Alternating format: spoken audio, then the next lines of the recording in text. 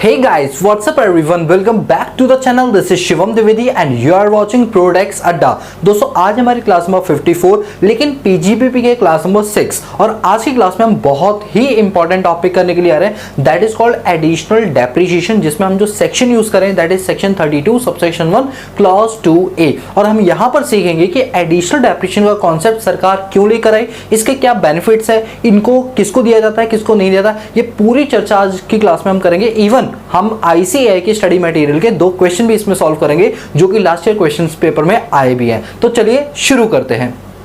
देखिए दोस्तों, ये जो कॉन्सेप्ट आप सुन रहे हो ना एडिशनल डेप्रिसिएशन का, तो पहले हम बेस बनाते हैं क्योंकि हमें हर चीज के लॉजिक और रीजंस पता होने चाहिए सो दैट हम चीजों को ज्यादा अच्छे से सॉल्व कर पाएंगे। देखो हर कोई भी चीज लॉ में कोई भी कॉन्सेप्ट अगर बनाया गया ना तो उसके पीछे बहुत लॉजिक्स होते हैं, बहुत रीजंस होते हैं। अगर वो लॉजिक और रीजन आप समझ जाओगे ना तो आप गवर्नमेंट की इंटेंशन समझ पाओगे, लॉ मेकर की भावनाओं को समझ पाओगे, तो आप अपना आंसर उतने ही अच्छे से प्रेजेंट कर पाओगे। ठीक है, चलो बेस बनाते हैं पहले, उसके बाद हम जो पीछे लिखे हुए ना उस पर चर्चा करेंगे। ठीक है, देखिए जो एडिशनल डेप्रिसिएशन है उससे पहले ये जानो कि डेप्रिसिएशन क्या होता है। सर आपने बताया तो था, एक बार फिर से। डेप्रिसिएशन का मतलब होता है reduction in the value of fixed assets. Fixed assets की वैल्यू जब जब कम होती है तो हम उसको क्या बोलते हैं, डेप्रिसिएशन बोलते हैं। अभी क्या होता है कि जब कोई भी एंटरप्रेन्योर जब अपना प्रॉफिट एंड लॉस अकाउंट बनाता है तो उसके अंदर डेबिट साइड सारे खर्चों को दिखाता है और क्रेडिट साइड सारे इनकम्स को दिखाता है, जिससे निकलता है हमारा नेट प्रॉफिट। और उसी नेट प्रॉफिट पर इनकम टैक्स जो भी आपका रेट होगा उस रेट से आपको टैक्स पे करना पड़ेगा। बोलो मानते हो नहीं मानते हो? यस सर बिल्कुल मानते हैं।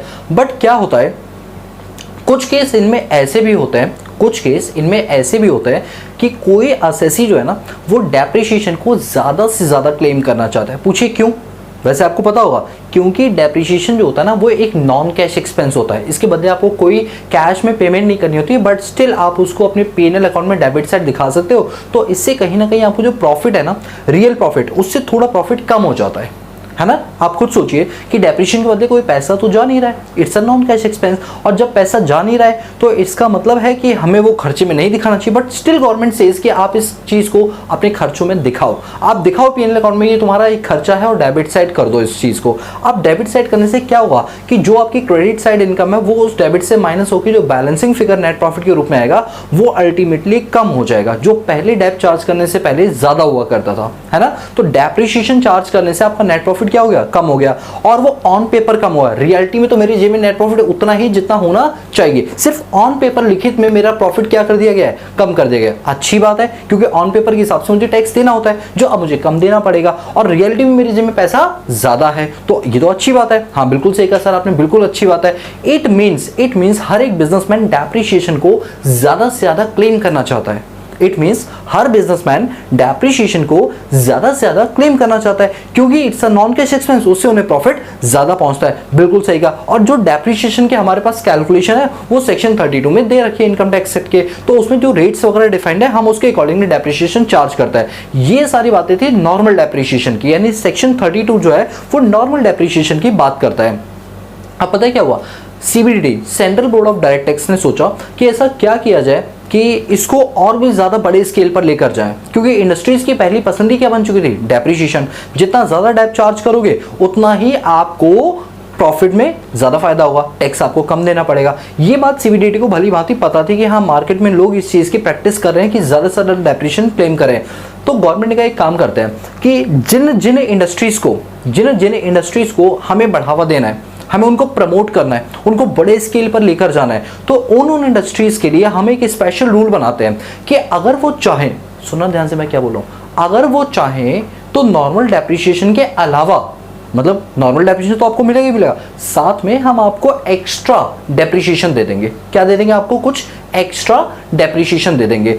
क्यों? क्योंकि हम तुमको प्रमोट करना चाहते हैं। अगर तुम जैसे बिजनेसमैन भारत में प्रमोट होंगे तो इससे देश का विकास ज्यादा होगा। इस इंटेंशन से गवर्नमेंट ने एडिशनल डेप्रिसिएशन का कॉन्सेप्ट बनाया। सर ये बताइए बिजनेसमैन को गवर्नमेंट क्यों प्रमोट करना चाहती है? देखिए दोस्तों, अगर मैं सच बोलूं ना तो बिजनेसमैन ना ऊपर से लेकर यूं सर्कल करते हुए वापस ऊपर आ जाता है। सर नहीं समझ आया, सुनो मेरी बात। कोई भी गवर्नमेंट, मैं पूरे वर्ल्ड की बात कर रहा हूँ क्योंकि आपको पता है मैं इकोनॉमिक्स भी पढ़ाता हूँ, ठीक है। इकोनॉमिक्स ये जो दूसरा यूट्यूब चैनल है उस पर मैं इकोनॉमिक्स भी पढ़ाता हूँ। तो इकोनॉमिक्स के कुछ फंडामेंटल्स हैं जो मैं आपके साथ डिस्कस करूंगा, सो दैट आप लॉ मेकर्स की ना इंटेंशन समझ पाओगे, लॉ मेकर किस इंटेंशन पे काम करता है ये आपको क्लियर हो जाएगा। देखिए क्या होता है, पूरी इकोनॉमी जो है ना वो बिजनेसमैन ही चला रहा है। अगर मैं रियल पिक्चर आपको बताऊं ना, गवर्नमेंट नहीं चला रही है, कौन चला रहा है? बिजनेसमैन चला रहे हैं। सर कैसे, जरा एग्जांपल दो। देखिए फॉर एग्जांपल मुकेश अंबानी, ठीक है। मुकेश अंबानी जो है वो क्या है, कहीं जॉब करते हैं? नहीं सर, वो तो जॉब दिलवाते और लोगों को, वो तो एक क्या है, बहुत बड़े बिजनेसमैन है। बिल्कुल सही कहा। तो मुकेश अंबानी, रतन टाटा हो गए, महिंद्रा हो गए, ये सब क्या है, बड़े बड़े बिजनेसमैन है, बिजनेस टाइकून है, गौतम अडानी वगैरह, ठीक है, आदित्य बिरला, ये सब। तो इन लोगों ने क्या कर रखा है, अपनी कंपनी सेटअप कर रखी है, वो भी एक नहीं मल्टीपल कंपनीज इन्होंने बनाई हुई है, यानी वो क्या करें, बिजनेस कर रहे हैं। अभी क्या होता है कि जब ये लोग बिजनेस करते हैं ना, तो पहली बात तो ये है कि बिजनेस करने से रोजगार मिलता है लोगों को। अभी रोजगार देने का काम किसका है? गवर्नमेंट का है। बट गवर्नमेंट ने ये काम किसको दे दिया? बिजनेसमैन को, कि जब तुम काम करोगे तो तुम्हें लोगों की जरूरत पड़ेगी तो तुम लोगों की हायरिंग कर लेना, तो इससे एम्प्लॉयमेंट देश का बढ़ेगा। ठीक है भाई, देश का एम्प्लॉयमेंट बढ़ेगा। अभी क्या होता है कि जब लोगों की जेब में पैसा ज्यादा आता है तो लोग डिमांड ज्यादा करते हैं, तो इससे गुड्स का प्रोडक्शन भी ज्यादा होता है। प्रोडक्शन ज़्यादा होगा, इंडस्ट्रीज ज़्यादा सेटअप होंगी, इंडस्ट्रीज ज़्यादा सेटअप होंगी तो रोजगार के अवसर नए नए लोगों को और भी ज़्यादा मिलेंगे, क्योंकि इंडस्ट्री में सिर्फ लेबर की थोड़ी ज़रूरत होती है, उसके अलावा भी हेल्पिंग हैंड्स की ज़रूरत पड़ती है, अकाउंटेंट्स की ज़रूरत पड़ती है, चार्टर्ड अकाउंटेंट्स की ज़रूरत पड़ती है, लीगल एडवाइजर्स की ज़रूरत पड़ती है, तो बहुत सारे लोगों की हमें ज़रूरत पड़ती है। तो मोरल ऑफ द स्टोरी है कि जितने ज़्यादा बिजनेसमैन होंगे लोगों को एम्प्लॉयमेंट उतना ही ज़्यादा मिलेगा और लोगों की पर कैपिटा इनकम बढ़ेगी, नेशनल इनकम बढ़ेगी, ओवरऑल जो जीडीपी है ना वो देश की डेवलप होगी। बिल्कुल सही कहा मैंने? यस सर, बिल्कुल सही कहा आप लोगों ने। अब सुनो, अभी यही हम गौतम अडानी और रिलायंस जियो के मालिक अनिल अंबानी को, मुकेश अंबानी को ये बोले कि भाई देखो ऐसा है कि हम तुम्हारे बारे में बहुत कुछ सोच रहे हैं, ऐसा करते हैं तुम्हारी कुछ इंडस्ट्रीज जो भी डाउनफॉल में चल रही हैं उनको दोबारा से अपलिफ्ट करने के लिए हम तुमको कुछ इंसेंटिव्स देंगे। अगर वो तुम्हें हम इंसेंटिव दें तो क्या तुम उन इंडस्ट्रीज पे भी काम करोगे जिस पर तुम नहीं करते हो काम? तो कोई भी बिजनेसमैन होगा वो बोलेगा हाँ सर, हम एक बार सोच सकते हैं कि जिन जगहों पर हम सेक्टर्स पे काम नहीं कर रहे हैं, अगर आप हमें उनमें कुछ एडिशनल बेनिफिट्स दोगे तो एक टाइम के लिए हम सोच सकते हैं कि हाँ उस सेक्टर में भी हमें अपने हाथ पैर चलाने चाहिए। आप पॉइंट को पकड़ना जो मैं समझाना चाह रहा हूँ। तो ऐसे में गवर्नमेंट ने खेल खेला। गवर्नमेंट का एक काम करते हैं कि हम आपको एक स्पेशल एडिशनल डेप्रिसिएशन देते हैं जिससे तुम्हारा प्रॉफिट कम आएगा ऑन पेपर और तुम डेप्रिसिएशन ज़्यादा क्लेम कर पाओगे। तो प्रॉफिट कमाने से तुम्हारा टैक्स भी क्या बनेगा? कम बनेगा। तो गवर्नमेंट ने जब ऐसा पासा फेंका तो बड़े बड़े इंडस्ट्रीज से लेकर छोटे छोटे इंडस्ट्रीज तक सभी लोगों ने इस काम को करना शुरू किया और उन सेक्टर्स पे काम किया जिन सेक्टर पे सरकारें एडिशनल डेप्रिसिएशन का बेनिफिट देना शुरू कर रही हैं। आप जानते हो इंडस्ट्रीज जितनी ज़्यादा होंगी, अल्टीमेटली आप सुनिए, इंडस्ट्री ज्यादा होने से सरकार को फायदा क्या पहुंचा? पहली बात तो लोगों को रोजगार मिला, लोगों की जेब में जब पैसा आएगा तो क्या उनको इनकम टैक्स नहीं देना पड़ेगा? यस, देना पड़ेगा। प्रोडक्शन जितना ज्यादा होगा जीएसटी उतना ज्यादा नहीं देना पड़ेगा। तो अल्टीमेटली रेवेन्यू मॉडल किसका बना? सरकार का। काम कौन कर रहा है? बिजनेसमैन कर रहा है। आप मेरी बात को समझे? तो इसीलिए सरकार बिजनेसमैन को इंसेंटिव्स देती है ज्यादा से ज्यादा, और वही एक इंसेंटिव है एडिशनल डेप्रिसिएशन के नाम से। मैं उम्मीद करता हूं कि इस पूरी स्टोरी से ना आप सिर्फ इतना समझ पाओगे कि डेप्रिसिएशन क्या होता है, जो ऑलरेडी क्लासेस में आपको बताया हुआ है। ये समझ पाओगे कि एडिशनल डेप्रिसिएशन कॉन्सेप्ट सरकार क्यों लेकर आई। तो अब मैं वन लाइन के अंदर इसका आंसर दे रहा हूं क्योंकि अभी स्टोरी पूरी फॉर्म कर चुका हूं। अब मैं आंसर देने लायक बन चुका हूं और आप समझने लायक बन चुके हो। तो आंसर ये है कि एडिशनल डेप्रिसिएशन का कॉन्सेप्ट सीबीडीटी इस मोटिव और इस उद्देश्य से लेकर आई थी कि जिन इंडस्ट्रीज का डाउनफॉल चल रहा है हम उनको दोबारा से अपलिफ्ट करना चाहते हैं, तो उनको प्रमोट करने के मोटिव से हम उनको डेप्रिसिएशन के अलावा एक एडिशनल डेप्रिसिएशन भी देंगे जिससे वो ज्यादा से ज्यादा डेप्रिसिएशन क्लेम कर पाए और अपने प्रॉफिट को कम कर दे ऑन पेपर, वैसे नहीं, ऑन पेपर अपना प्रॉफिट कम कर दे, सो दैट उनकी टैक्स लायबिलिटी क्या हो जाएगी? रिड्यूस हो जाएगी। इस उद्देश्य से गवर्नमेंट ने एडिशनल डेप्रिसिएशन का कॉन्सेप्ट स्टार्ट किया। आई होप गाइस समझ चुके होंगे कि एडिशनल डेप्रिसिएशन का कॉन्सेप्ट सरकार क्यों लेकर आई है। क्लियर है? तो चलिए अभी हम बात कर रहे हैं section 32 subsection 1 clause 2A, that is additional depreciation.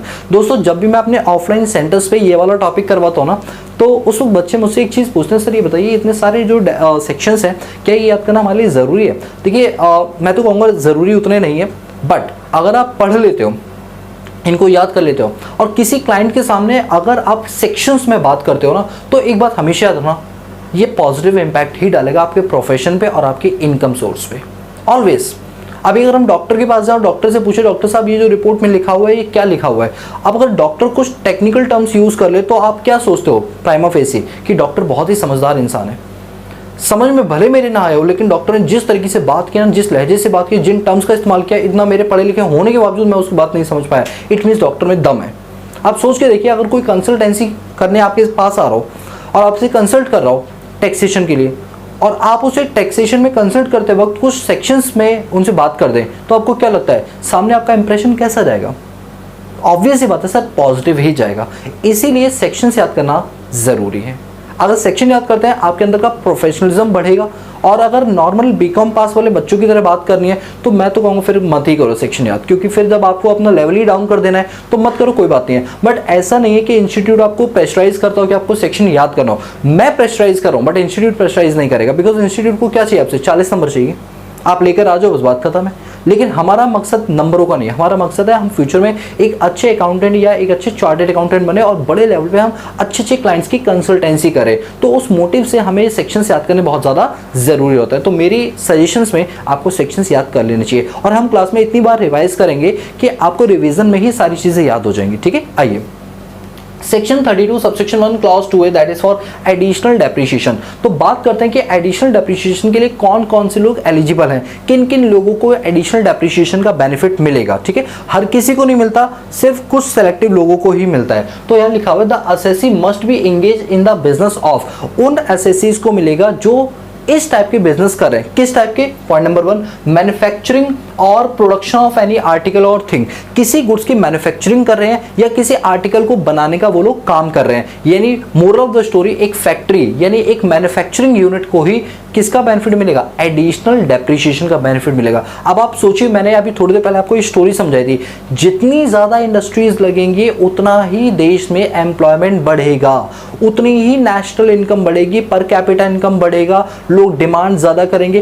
पूरी इकोनॉमी को यही चीज़ चला रही है। जितनी ज़्यादा मैन्युफैक्चरिंग हब होगी, चाइना इंडिया से इतना ज़्यादा आगे क्यों निकल गया? बिकॉज चाइना के अंदर इंडस्ट्रीज बहुत ज़्यादा है, हर चीज़ पे made in China, made in China, made in China. This is what, this is called be a manufacturing hub.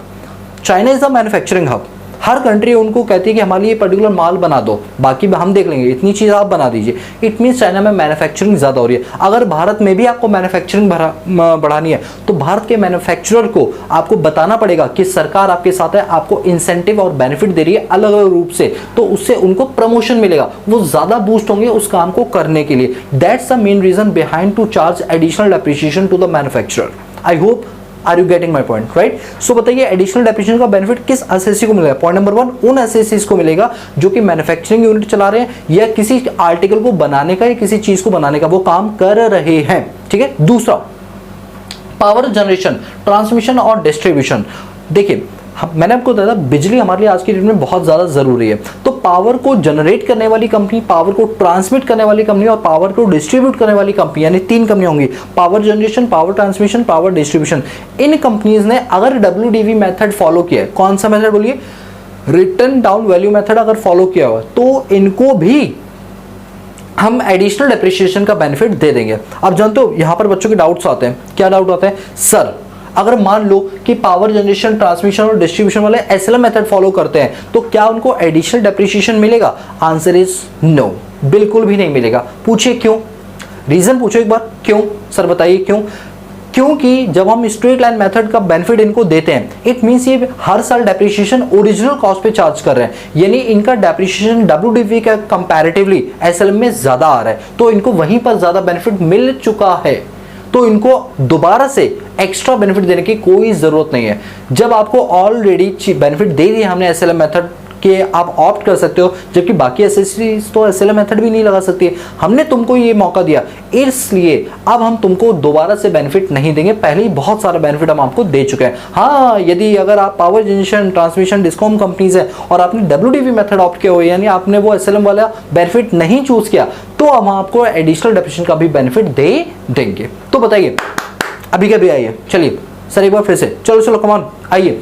कौन कौन से एसएससीज को एडिशनल डेप्रिसिएशन मिलेगा? पॉइंट नंबर 1, उन एसएससीज को जो कि रन कर रहे हैं कोई मैन्युफैक्चरिंग यूनिट, कोई फैक्ट्री जिसमें आर्टिकल या थिंग्स को बनाया जाता है। पॉइंट नंबर 2, और किनको मिलेगा? और उन एसएससीज को मिलेगा, और उन एसएससीज को मिलेगा जो कि power generation, power transmission, power distribution companies में काम कर रहे हैं, या इन कंपनियों को मिलेगा यदि ये कंपनियां WDV मेथड फॉलो कर रही हैं। SL मेथड पे नहीं मिलेगा इन कंपनियों को, कब मिलेगा? जब ये WDV मेथड फॉलो कर रहे होंगे। ठीक है, चलिए ये 2 पॉइंट हो गए। इसके बाद अगला पॉइंट है कि जो एसएससीज है ना, जो एसएससीज हैं उन्होंने न्यू टैक्स रिजिम यानी सेक्शन 115 BAC वाली स्कीम को ऑप्ट ना किया हो, उस स्कीम से शिफ्ट होकर पुरानी वाली स्कीम जो 3 स्लैब्स थी उनमें अगर आ गए होंगे तो ही उनको ये एडिशनल डेप्रिसिएशन दिया जाएगा, अदरवाइज नहीं दिया जाएगा। सर अब तो एक डाउट आ गया, क्या आया सर? डाउट ये है कि जो आपने लास्ट क्लास में हमें सेक्शन नंबर 32 पढ़ाया था तो वो किस किस को डेप्रिसिएशन का बेनिफिट मिलेगा? दोस्तों जब मैं कुछ ना बताऊं तो कॉमनली ये सबको मिलेगा। इसका मतलब चाहे आप पुराना टैक्स रिजिम फॉलो करो या न्यू टैक्स रिजिम फॉलो करो, दोनों को डेप्रिसिएशन 32 वाला मिल जाएगा। But for the additional depreciation का जो बेनिफिट है वो सिर्फ और सिर्फ उन एसएससीज को मिलेगा जो कि पुराने वाले सिस्टम से अपना टैक्स देते हुए आ रहे हैं, यानी सेक्शन 115 BAC को फॉलो ना करो बल्कि उससे शिफ्टिंग आउट हो रहे हैं। उससे क्या हो रहा है? शिफ्टिंग आउट हो रहे हैं। Section 115 BAC sub clause 1A से वो शिफ्ट आउट अगर हो रहे हैं, पुराने में जा रहे हैं, तो ही एडिशनल डेप्रिसिएशन का बेनिफिट मिलेगा। तो वही लिखा हुआ है, the assessee must be exercise the option of shifting out the default tax regime provided under section 115 BAC clause 1A। ठीक है, तो बताइए 2 कंडीशन क्या थे? प्लीज प्लीज प्लीज अभी कभी एक बार हो जाए। ठीक है, अभी कभी याद करो। तो पहले बताओ डेप्रिसिएशन का सेक्शन क्या था? प्लीज आंखें बंद कर लो प्लीज, और अगर खोल के भी बैठे हो, वैसे मुझे पता नारायक टाइप के हो, आप देखोगे जरूर। ठीक है, तो आप इधर मत देखना, सर तो वहीं देखेंगे मेरी तरफ देखो प्लीज। ठीक है, सुनिए, section number 32 subsection 1 clause 2A। ठीक है, section number 32 subsection 1 clause 2A concept लेकर आया है किसका? एडिशनल डेप्रिसिएशन का। ये इसलिए लेकर आए जिससे कि हम व्यापारियों को बूस्ट कर पाए, व्यापारियों को इंसेंटिव दे पाए, जिससे वो अपनी इंडस्ट्रीज को फ्लरिश कर पाए, ऊपर चढ़ा पाए। इस उद्देश्य से सरकार ने एडिशनल डेप्रिसिएशन का कॉन्सेप्ट स्टार्ट किया। इस कॉन्सेप्ट के अंदर एलिजिबिलिटी क्राइटेरिया क्या है? सबसे पहला कि जो एसएससी है वो कोई मैन्युफैक्चरिंग यूनिट चला रहा हो जिसमें वो आर्टिकल को या किसी वस्तु को बना रहा हो, और दूसरा कोई पावर जनरेशन, पावर ट्रांसमिशन और पावर डिस्ट्रीब्यूशन कंपनीज को भी ये बेनिफिट दे दिया जाएगा यदि वो अपने यहाँ पर WDV मेथड फॉलो कर रहे हो। और आपको एक बात और बता दूं, ये एडिशनल डेप्रिसिएशन सिर्फ और सिर्फ 4 ब्लॉक में से प्लांट एंड मशीनरी पर ही दिया जाता है। मतलब कि जो हमने सेक्शन 32 में 4 ब्लॉक्स पढ़े थे ना, पार्ट A के, B की बात नहीं कर रहा, पार्ट A की बात कर रहा हूँ, तो उसके अंदर 4 ब्लॉक कौन से थे? Building, furniture, plant and machinery और शिप्स। याद है वो 4 चीजें? उनमें से एडिशनल डेप्रिसिएशन वाला बेनिफिट सिर्फ और सिर्फ किसको मिलने वाला है? प्लांट एंड मशीनरी वाले को ही मिलेगा और किसी को भी नहीं मिलेगा। ठीक है, तो ये हो गए आपके eligibility criteria. Are you getting my point? Yes sir, I am getting your point. अब बात करते हैं कि डेप्रिसिएशन का क्या रेट होने वाला है, जो एडिशनल डेप्रिसिएशन जो मिलेगा वो किस रेट से मिलेगा। ठीक है, तो सुनिए, इसमें 2 रेट है, एक है 20% और एक है 35%। देखिए, इन जनरल अगर मैं बोलूं वो चलता है 20%। इन जनरल क्या बताइए? 20%। बट कुछ सिलेक्टिव राज्य ऐसे हैं जिनमें अगर आपने कोई मैन्युफैक्चरिंग हब या यूनिट खोली है तो हम आपको 20 की जगह 35 दे देंगे। कितना दे देंगे?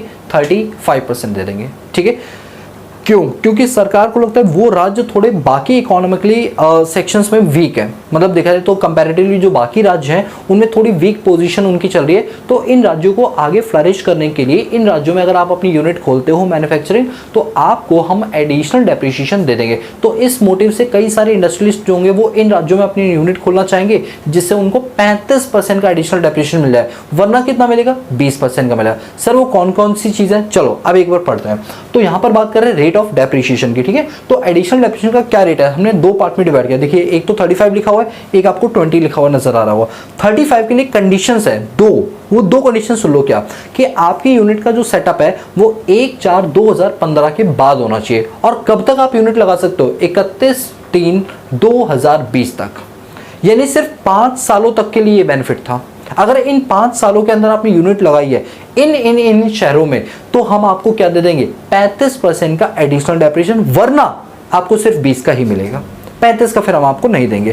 तो 35% वाला एडिशनल डेप्रिसिएशन क्लेम करने के लिए सबसे पहली चीज आपको क्या करना है बताइए। सबसे पहली चीज हमको ये करना है कि हमको ये जानना है कि जो यूनिट का सेटअप है वो किस टाइम पर किया गया। तो देखिए यूनिट का सेटअप 1 अप्रैल 2015 से लेकर 31 मार्च 2020 के बीच में हो जाना चाहिए। दोस्तों याद है इन सालों के अंदर हम खुद अपने क्लाइंट को सजेस्ट करते थे कि अपनी फैक्ट्री इन राज्य में डाल दो जिससे आपको एडिशनल डेप्रिसिएशन मिला है। अब नहीं बोल सकते, क्यों? क्योंकि अब ये ऑप्शन लैप्स हो गया है। अब तो क्या है कि अगर आप डालते भी तो आपको सिर्फ 20% का ही मिलेगा, 35 का नहीं। हम अभी भी देते हैं कंसल्टेंसी कि आप डालिए यहाँ पर यूनिट, बट अब जरूरी कि यहीं डालो। अब आप देश में कहीं भी डालो क्योंकि मिलना कितना है 20, बट अगर कुछ सेलेक्टिव राज्यों को डालते तो 35 मिल जाता। सर वो कौन कौन से राज्य पढ़ो जरा। Undertaking set up in the backward areas in the state of Telangana, West Bengal, Andhra Pradesh और बिहार। तेलंगाना, वेस्ट बंगाल, आंध्र प्रदेश और बिहार, ये वो 4 राज्य हैं जिनमें अगर आप अपनी मैन्युफैक्चरिंग यूनिट खोलते हो तो आपको एडिशनल डेप्रिसिएशन का बेनिफिट मिलेगा, वो भी 35% से। बोलिए कितने परसेंट से? 35% से। एक बार फिर से बोलो वो 4 राज्य के नाम। सर बिहार, आंध्र प्रदेश, तेलंगाना और वेस्ट बंगाल। तो सरकार को लगता है ये कुछ इलाके ऐसे हैं जो थोड़े से बैकवर्ड एरिया में जा रहे हैं, यहाँ पर इंडस्ट्रीज ज़्यादा सेटअप नहीं है, तो यहाँ पर इंडस्ट्रीज को बढ़ाने के मोटिव से सरकार ने इन 4 राज्यों के लिए थोड़ा स्पेशल डिस्काउंट दे दिया कि आपको एडिशनल डेप्रिसिएशन 20 ना देकर हम 35 दे देंगे यदि आपने इन 4 स्टेट के अंदर अपना क्या किया है, मैन्युफैक्चरिंग यूनिट खोलिया। और वो भी किस बीच में? 1/4/2015 से लेकर 31 मार्च 2020 तक के बीच में, यानी ये 5 सालों तक के लिए ही बेनिफिट एप्लीकेबल था। सर अगर मान लीजिए आज की डेट में हम अगर ये यूनिट यहां पर खोलें तो कितना मिलेगा? दोस्तों अब 20 मिलेगा, क्योंकि वो जो डेट है ना, ये वाली डेट ये निकल चुकी है। सर मान लीजिए अगर हमने दिल्ली में खोली तो मिलेगा? हाँ मिलेगा, क्योंकि अदर्स में आ गया ना, 20% मिलेगा। सर इन 4 राज्य के अलावा भी कहीं खोलेंगे मिल जाएंगे? हाँ, लेकिन 20 20 20 और 20। बोलो समझे? Yes sir. तो अब देखिए, अब यहां पर आ जाओ एनी अदर केसेस में फॉर न्यू प्लांटर मशीनरी, और याद रहे ये प्लांटर मशीनरी पर मिलेगा, और वो भी कौन सी? न्यू पर। ठीक है, तो any other case for new planter machinery acquire and install on 31/3/2025। 31/3/2025 के बाद अगर आपने कोई इंस्टॉलेशन कराई है तो ये 20% से आपको मिल जाएगा। बोलो क्लियर है? यस सर, हमें बिल्कुल क्लियर हो गया ये कॉन्सेप्ट। ठीक है, चलिए ये डेट याद रखना। अगर कोई मशीन आपने 2015 से पहले खरीदी है तो एडिशनल डेप्रिसिएशन नहीं मिलेगा, ना तो ये वाला ना ये वाला। ये आफ्टर लिखा है 31/3/2005। इसका मतलब क्या हुआ? इसका मतलब ये हुआ 1 अप्रैल 2006। ये याद रखना। ठीक है, चलिए अब आप लोग समझ चुके हो कि किस किस को डेप्रिसिएशन मिलेगा, वो भी एडिशनल वाला, और किस रेट से मिलेगा, 20 या 35। सर अगर क्वेश्चन में कुछ ना गिवन हो तो क्या करें भाई? तो 20 मानना।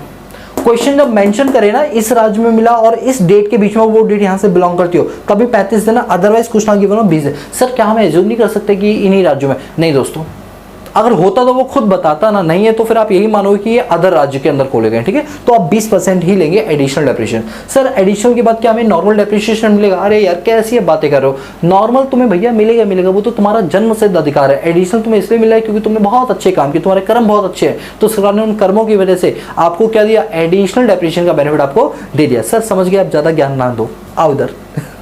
अगला बात, एलिजिबल इन्वेस्टमेंट्स कि किन किन जगहों पर आपको एडिशनल डेप्रिसिएशन का बेनिफिट मिलेगा। सर थोड़ी देर पहले तो आपने बताया था प्लांट एंड मशीनरी पे मिलेगा, दोबारा से पढ़ लो, थोड़ा टाइम पास कर ले आपके साथ। क्या बोले सर? अरे भाई यहाँ पर हो यार, पूरी डिटेल में पढ़ा करो चीज़ों को, तुरंत पॉइंट पकड़ लेते हो। आओ फर्स्ट पॉइंट देखिए, एडिशनल डेप्रिसिएशन का कॉन्सेप्ट आपको सिर्फ और सिर्फ प्लांट एंड मशीनरी पर मिलेगा, लेकिन फर्स्ट हैंड होनी चाहिए, सेकेंड हैंड पे नहीं मिलेगा। सर ये क्या बात हुई? ऐसे तो बहुत सारे इंडस्ट्रियलिस्ट हैं जो सेकेंड हैंड प्लांट मशीन खरीदते हैं तो उनको नहीं मिलेगा। नहीं दोस्तों, सर क्यों नहीं मिलेगा? क्योंकि जिस इंसान ने फर्स्ट हैंड खरीदी होगी वो उस मशीन पर फर्स्ट टाइम एडिशनल डेप्रिसिएशन ले चुका होगा ना। अब जब वो पुनः इसे किसी और को बेच रहा है तो क्या उस इंसान को दोबारा से एडिशनल डेप्रिसिएशन? तो सरकार तो भाई साहब ये कह रही है कि लो पैसा पड़ा है, लूट लो और बचे तो मुझे भी लूट लो। मतलब सरकार को क्या समझ रहे हो कि सरकार ये बोलेगी कि नहीं मैं तुम्हें इंसेंटिव देना चाहती हूँ, ये लो मेरे दिल का जिगरा भी तुम ले लो, तुम भी लो। अबे क्या यार, गर्लफ्रेंड थोड़ी है, ठीक है, जिसको तुम हर किसी को देता फिरोगे कि नहीं तुम्हें भी दिल दिया। नहीं भाई, ये सिर्फ एक परमानेंट है आपकी, एक को ही दोगे लेकिन दिल से दोगे। कितनी बार दोगे सर? Only 1 time. क्या बोले सर? 1 बार देंगे, यानी एडिशनल डेप्रिसिएशन का बेनिफिट सिर्फ 1 ही साल मिलेगा। सर ये क्या बात हुई? यही तो बात है। अब तुम्हें इतना भी मिल रहा है कि कम है क्या? गवर्नमेंट अगर ये ना देती फिर क्या बोलते? तो सर तो कोई बात ही नहीं थी, दे रहे हो तो ढंग से दो। नहीं दोस्तों, एडिशनल डेप्रिसिएशन बेनिफिट सिर्फ in the very first year ही मिलता है, उसके बाद कभी नहीं मिलता। तो सर उसके बाद डेप ही नहीं मिलता? मैंने ये तो बोला ही नहीं। मैंने क्या बोला? एडिशनल डेप्रिसिएशन नहीं मिलेगा, नॉर्मल डेप्रिसिएशन 32 वाला तो हर साल मिलेगा जब तक वो मशीन एब्सोल्यूट ना हो जाए, ठीक है। इसका मतलब सेक्शन 32 वाला डेप्रिसिएशन पीरियड टू पीरियड मिलता रहेगा, ईयर टू ईयर मिलता रहेगा, बट एडिशनल डेप्रिसिएशन का बेनिफिट आपको सिर्फ पहले ही साल मिलेगा, वो भी तब जब कंडीशन आप फुलफिल करेंगे तो, ठीक है। तो हमने क्या पढ़ा एलिजिबल इन्वेस्टमेंट्स के अंदर कि प्लांट एंड मशीनरी पर ही आपको क्या मिलेगा, एडिशनल डेप्रिसिएशन मिलेगा, और वो plant and machinery second hand नहीं होनी चाहिए। हेडिंग क्या हमारी बताइए, इन एलिजिबल इन्वेस्टमेंट, मतलब ये वाली इन्वेस्टमेंट्स नहीं होनी चाहिए। तो देखिए second hand plant and machinery पर आपको एडिशनल डेप्रिसिएशन का बेनिफिट नहीं मिलेगा, ठीक है। और चाहे वो इंडिया से ली हो चाहे आउटसाइड इंडिया से ली हो। अब एक बात बताइए, आउटसाइड इंडिया से आपने कोई मशीन खरीदी, इसका मतलब है कि वो फर्स्ट टाइम आउटसाइड इंडिया थी, अब वो भारत में आ रही है, तो भारत में क्या फर्स्ट हैंड हो जाएगी? भाई भारत के लिए तो सेकंड हैंड ही रहेगी ना, समझ रही बात। चलिए दूसरा, शिप्स और एयरक्राफ्ट पे नहीं मिलेगा, क्योंकि हो सकता है प्लांट एंड मशीनरी के अंदर 18 ब्लॉक्स थे, आप 18 के 18 पे सोच बैठे हो, नहीं ये शिप्स पर और एयरक्राफ्ट पे नहीं मिलेगा। पूछे क्यों, एक बार पूछो तो प्लीज। अच्छा एक बात बताओ, क्या शिप की मैन्युफैक्चरिंग होती है? एयरक्राफ्ट की मैन्युफैक्चरिंग हर कोई करता है, ये तो बहुत ही कम लोग होते हैं ना जो इसकी मैन्युफैक्चरिंग करते हैं। जब उनको ऑलरेडी हम 40% का डेप्थ दे चुके हैं, तो फिर दोबारा से 35 और 20 का क्यों दें, जब पहले हमने उनको खूब सारा डेप्रिसिएशन दे दिया। तो अब उनको डेप्रिसिएशन देने की कोई जरूरत नहीं है, उनको एक्सक्लूड कर दिया, भगा दिया, चल भाग यहाँ से, तुझे नहीं देंगे। Third point, any plant and machinery installed in office premises, residential house और गेस्ट हाउस। अरे वाह गजब का पॉइंट है ये तो। देखिए सरकार यहाँ पर किसको बूस्ट करना चाहती है, आप यहाँ पर नोटिस करिए, सरकार मैन्युफैक्चरर को बूस्ट करना चाहती है, प्रोडक्शन हाउसेस को बूस्ट करना चाहती है, और किसी को बूस्ट नहीं करना चाहती है। अब आप मुझे बताइए कि प्रोडक्शन हाउस के अलावा अगर कोई और हाउस है, जैसे आपका कोई ऑफिस हो गया, आपके घर की बात करें, तो क्या इन पर अगर आपने कोई मशीन वगैरह लगाई है, क्या एडिशनल डेप्रिसिएशन मिलेगा? नहीं, वो तभी मिलेगा जब आप एक मैन्युफैक्चरिंग यूनिट यानी फैक्ट्री में इंस्टॉल कर रहे हो। किस में कर रहे हो? फैक्ट्री के अंदर अगर आप इंस्टॉल कर रहे होगे तो ही आपको एडिशनल डेप्रिसिएशन मिलेगा, वरना नहीं मिलेगा, ठीक है। तो वही लिखा हुआ है, कोई भी प्लांट एंड मशीनरी जो इंस्टॉल्ड है ऑफिस प्रीमिसेस में, रेजिडेंशियल हाउस में या तुम्हारे गेस्ट हाउस में, वो इन एलिजिबल इन्वेस्टमेंट है और जिस पर एडिशनल डेप्रिसिएशन नहीं मिलेगा। तो सर क्या हमको ये भी क्वेश्चन में देखना पड़ेगा कि ये इंस्टॉल्ड कहाँ की गई है? और क्या दोस्तों, सर सब कुछ देखेंगे तो फिर बचेगा क्या? कुछ नहीं। जिंदगी का यही नाम है ना, संघर्ष। तो संघर्ष तो करना पड़ेगा, क्वेश्चन ढूंढना पड़ेगा, सारी इन्फॉर्मेशन है या नहीं। सर कैसे हो पाएगा? हम हैं ना आपके साथ, सारा ढूंढवाएंगे, ठीक है। आइए, होपलेस मत हो प्लीज, ठीक है। हर चीज नहीं होती दोस्तों। आप ये मत सोचो कि इनकम टैक्स बहुत ज्यादा टफ है। अरे कैसे टफ है भाई? टफ तो हम लोग बना रहे हैं ना, पढ़ते ही नहीं ढंग से। हर चीज़ को केस स्टडी के फॉर्म में पढ़ो, हर चीज़ इजी लगेगी। आपको क्या लगता है कि मुझे इनकम टैक्स ज़्यादा इजी लगती थी जब स्टार्टिंग में पढ़ा था? भाई मुझे भी टफ लगती थी, लेकिन इसको मैंने प्यार दिया। क्या कह रहे हो सर, प्यार दिया? हाँ प्यार दिया। प्यार का मतलब इसको डेली समय दिया। जिसको आप प्यार करते हो उसको डेली समय देते हो ना, बहुत बहुत ज़्यादा दिन रात, तो इसको भी आपको समय देना पड़ेगा। ये भी तुम्हारे पास आएगी और सिर्फ तुम्हारी होकर रहेगी, ये किसी और की नहीं हो पाएगी। सर आप रहने दो, अब ज़्यादा हो गया, आओ इधर आओ, ठीक है। प्लीज़ इससे प्यार करना सीखो। ओके सर, ठीक है। आइए fourth point, any other office appliances on road transport vehicles. देखिए कोई भी ऐसा अप्लायंस है जो रोड वगैरह पे चलता है, जैसे आपके मोटर व्हीकल्स वगैरह हो गए, तो उस पर आपको डेप्रिसिएशन नहीं मिलेगा, लेकिन फॉक लिफ्टिंग ट्रक्स के ऊपर मिल जाएगा, ठीक है। तो मैं यहाँ पर एक चीज़ लिख देता हूँ, फॉक लिफ्टिंग ट्रक्स, ठीक है। तो यहाँ पे ना जो आपके फॉक लिफ्टिंग ट्रक्स होते हैं उनके ऊपर आपको एडिशनल डेप्रिसिएशन मिल जाएगा, लेकिन बाकी जो ट्रांसपोर्ट व्हीकल्स हैं उनके ऊपर आपको एडिशनल डेप्रिसिएशन नहीं मिलेगा। हो सकता है आपके अंदर दिमाग ये चलाओ कि सर ये फॉक लिफ्टिंग ट्रक्स क्या होते हैं, तो मैं आपको बता दूं, ये वो ट्रक्स होते हैं जो जैसे जेसीबी टाइप नहीं होता, येलो और ब्लैक कलर का थीम होता है, उसी टाइप का होता है। और ये फैक्ट्री के अंदर ना इनके आगे ना छोटे से ट्रक टाइप के होते हैं ये, और इनके आगे दो ऐसे वो लगे होते हैं लोहे के, और ये जाते हैं और जहाँ कहीं भी कार्टन वगैरह रखे होते हैं उनके नीचे ऐसे घुस जाते हैं और ऐसे करके लिफ्ट करके ये इधर से उधर पहुंचा देते हैं। सर एक बार और करना, आओ चलो और करते हैं। ये मशीन है ना, ये फॉक लिफ्टिंग ट्रक है, ये ऐसे घुसते हैं यूं ऐसे, और ये ऊपर करते हैं और ये यूं करके उस जगह पर लिफ्ट कर देते हैं। इसे बोलते हैं फॉक लिफ्टिंग ट्रक। क्या बोलते हैं इसे? Fork lifting truck. Fork lifting truck कभी भी ट्रांसपोर्ट में यूज नहीं किए जाते। कभी आपने देखा रोड पे जा रहा फॉक लिफ्टिंग ट्रक? नहीं, ये फैक्ट्री के अंदर ही होता है। फैक्ट्री के अंदर बहुत सारा माल होता है, उसको उठा के जैसे दूसरे जगह रखने का ये काम करते हैं, तो उन पर एडिशनल डेप्रिसिएशन मिल जाता है बिकॉज वो प्लांट एंड मशीनरी है। बट बाकी जो ट्रक्स वगैरह जो रोड पे एज अ ट्रांसपोर्ट मोड में यूज किया जा रहा है उन पर एडिशनल डेप्रिसिएशन का बेनिफिट नहीं मिलेगा। समझ आई बात? Yes sir. Any plant and machinery whose whole or actual cost has been allowed as deduction. दोस्तों ये वाला पॉइंट ना मैं सच बोलूँ, मैं अगर अभी नहीं भी बताऊँ तो भी चलेगा, क्योंकि इसको मैं बाद में कवर करूँगा। बट मुझे पता है आप लोगों के अंदर एक चुल है, सर ऐसे कैसे। हमें तो ऐसा लग रहा है कि आप इस पॉइंट को इसलिए छोटे रखोगे तो आपको खुद को नहीं आता है ना, ये लगता है ना तुम लोगों को। आओ चलो बता ही देता हूँ, वैसे आगे हम बहुत डिटेल में पढ़ेंगे। अच्छा क्या है ना कि सरकार ने मतलब इसी चैप्टर में सेक्शन 35 AD बनाया हुआ है। उसके अंदर क्या है ना कि 14 टाइप की इन्वेस्टमेंट्स हैं। गवर्नमेंट से इसके अगर आप इन जगहों पर पैसा इन्वेस्ट करते हो ना तो आपको हम पहले साल ही 100% का डेप्रिसिएशन दे देंगे। मतलब पूरा का पूरा जो कैपिटल एक्सपेंडिचर आपने किया है उन 14 जगहों पर, उस पर हम पूरा का पूरा पहली बार ही आपको कह देंगे आप पीएनएल अकाउंट में डेबिट कर दो। जब पहली बार में आपने पीएनएल अकाउंट में डेबिट कर दिया तो उसकी जो क्लोजिंग वैल्यू है वो कितनी बची, 0। भाई ओपनिंग थी, आपने पहले ही साल पूरा डेप में दिखा दिया या पहले ही साल आपने पूरा पीएनएल अकाउंट में डेबिट कर दिया, इट मींस अब उसकी कोई क्लोजिंग वैल्यू बची नहीं। और जब बची तो क्या उस पर डेप्रिसिएशन मिलेगा, क्या उस पर एडिशनल डेप्रिसिएशन मिलेगा? Answer is no. तो वही चीज है कि सेक्शन 35 AD के अंदर जो 14 स्पेसिफाइड बिजनेसेस हैं, अगर उनमें आपको 100% डेप्रिसिएशन पहले ही मिल चुकी है तो अब इस वाले सेक्शन पे उसका एडिशनल डेप्रिसिएशन नहीं मिलेगा, क्योंकि उसकी कोई वैल्यू बची ही नहीं बुक्स में, तो उस पर एडिशनल डेप्रिसिएशन क्यों मिलेगा? बोलो बात समझिए। तो बताइए इन एलिजिबल इन्वेस्टमेंट में किन किन पर नहीं मिलेगा? Second hand plant and machinery पर नहीं मिलेगा, शिप्स और एयरक्राफ्ट पर नहीं मिलेगा, कोई ऐसी प्लांट एंड मशीन जिसको आपने ऑफिस में इंस्टॉल की है या रेजिडेंशियल हाउस में, गेस्ट हाउस में, आपको एडिशनल डेप्रिसिएशन का बेनिफिट नहीं मिलेगा, क्योंकि वो फैक्ट्री में इंस्टॉल होना जरूरी होता है। कोई ऐसा ऑफिस अप्लायंस जो कि रोड वगैरह पे चल रहा है उस पर नहीं मिलेगा, बट फॉक लिफ्टिंग ट्रक के ऊपर मिल जाएगा। कोई ऐसी प्लांट एंड मशीन जिसके एक्चुअल कॉस्ट आप पहले ही पूरे क्लेम कर चुके हो डिडक्शन के रूप में सेक्शन 35 AD के अंदर, तो अब आपको उसके ऊपर एडिशनल डेप्रिसिएशन का बेनिफिट नहीं मिलेगा। तो ये सारी होगी आपकी इन एलिजिबल इन्वेस्टमेंट्स जिस पर एडिशनल डेप्रिसिएशन नहीं मिलता। ठीक है, अब यहाँ पर क्या है, कुछ क्लैरिफिकेशंस है। सर ये क्लैरिफिकेशन क्या होती है? याद करो चैप्टर नंबर 1 में मैंने आपको सर्कुलर क्लैरिफिकेशन वगैरह के बारे में बताया था। क्लैरिफिकेशन क्या होता है ना, ये department to department CBDT issue करता है। Central board of direct tax है ना, जब किसी पॉइंट को लेकर प्रॉब्लम्स आती है डिपार्टमेंट के अंदर तो ये क्लैरिफिकेशन इशू करता है। हुआ ये कि कुछ टाइम पहले, मतलब कुछ टाइम का मेरे हिसाब से मतलब है कि सन 2015 की बात है ये, ठीक है। तो वहाँ पर एक मुद्दा उठा, एक कोर्ट में केस किया। कोर्ट में केस किया गया कि जितने भी पब्लिशर्स है ना, तो पब्लिशिंग हाउस जो है उन्होंने क्लेम किया कि हमें हमारी फोटोकॉपी मशीन्स के ऊपर या जो भी मशीन हमारे यहाँ पर लगी हुई है, हम उस पर डेप के अलावा एडिशनल डेप्रिसिएशन भी चार्ज करेंगे। अभी central board of direct tax ने बोला कि नहीं भाई ऐसा तो नहीं होगा, ये तो सिर्फ और सिर्फ किसको मिलती है, मैन्युफैक्चरिंग और प्रोडक्शन हाउसेस को दी जाती है, हम और किसी को नहीं दे सकते। तो उन्होंने कहा हम भी तो एक मैन्युफैक्चरिंग हाउस ही है। उन्होंने क्या दलील दी, उन्होंने बताया कि हम भी तो एक मैन्युफैक्चरिंग हाउस है ना, कि हम जो पेपर्स होते हैं A4 साइज शीट या जो भी लेटर हेड वगैरह होता है हम उसको लेते हैं, फिर उस पर अपनी प्रिंटिंग मशीन से प्रेस करते हैं, पूरा प्रिंट निकालते हैं, प्रिंट निकालने के बाद उसकी हम स्पाइरल बाइंडिंग करते हैं या प्रॉपर एक बाइंडिंग करते हैं और उसके बाद हम उस बुक्स को बाहर बेचते हैं। तो हम प्रिंटिंग प्रेस वाले भी जो है वो एक मैन्युफैक्चरिंग यूनिट ही है।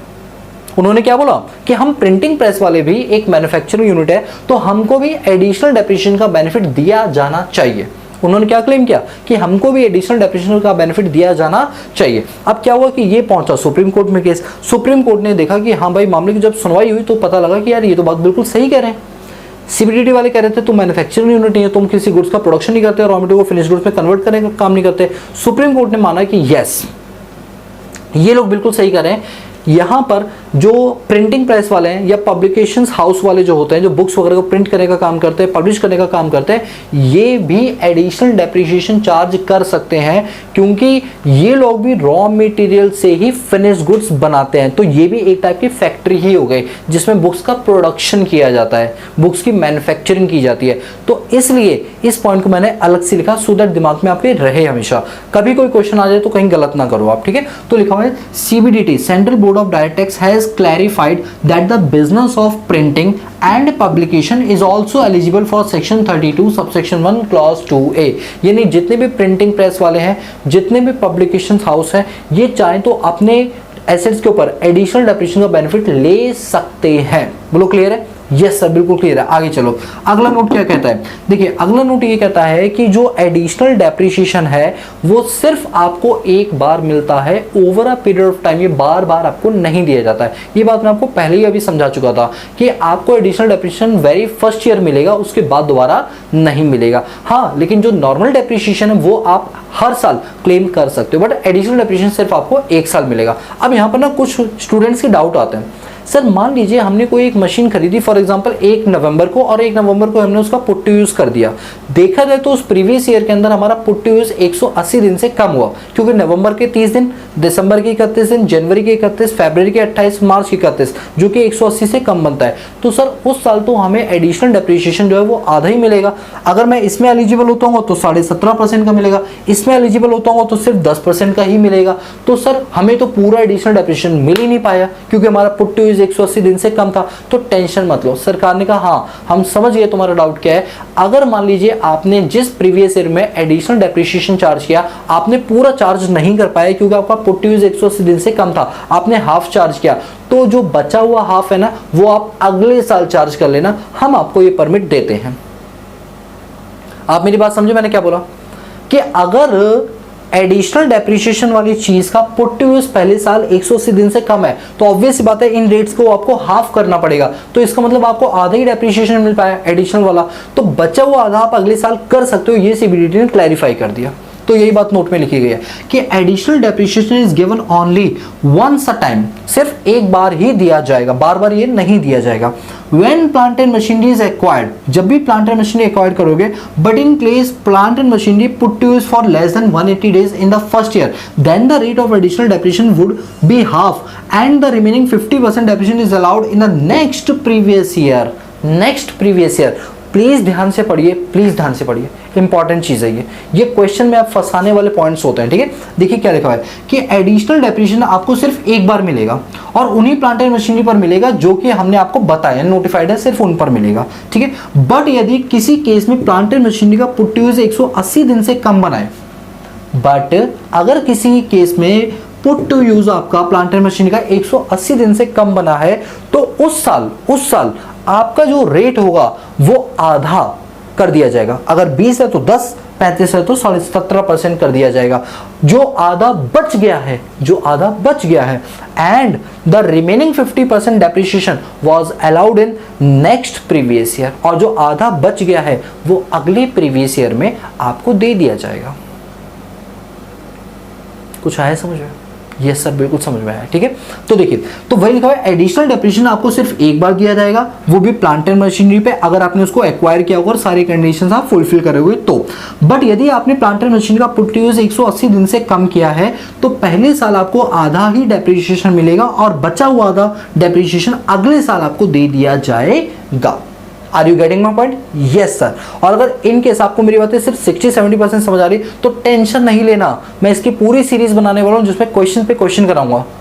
क्वेश्चन के थ्रू आपको और ज्यादा क्लैरिटी मिल जाएगी। ठीक है, अगला पॉइंट क्या कर रहा है कि एडिशनल डेप्रिसिएशन नहीं दिया जाएगा उन पावर जनरेशन प्लांट को, उन पावर ट्रांसमिशन प्लांट को, उन पावर डिस्ट्रीब्यूशन प्लांट्स को जो कि फॉलो करते हैं straight line method of depreciation. Yes, हमने ये बात यहाँ पर पढ़ ली थी कि अगर एसएलएम मेथड ये लोग फॉलो करते हैं तो उनको एडिशनल डेप्रिसिएशन नहीं मिलेगा, डब्ल्यूडीपी फॉलो करें तो ही एडिशनल डेप्रिसिएशन का बेनिफिट इनको दिया जाएगा। बोलो क्लियर? क्लियर है? जल्दी से रिवाइज करें, 2 मिनट के अंदर पूरे कंप्लीट कर दें। यस सर, करके दिखाएं। चलो तुम टाइमर लगा लो। ठीक है, आओ देखो।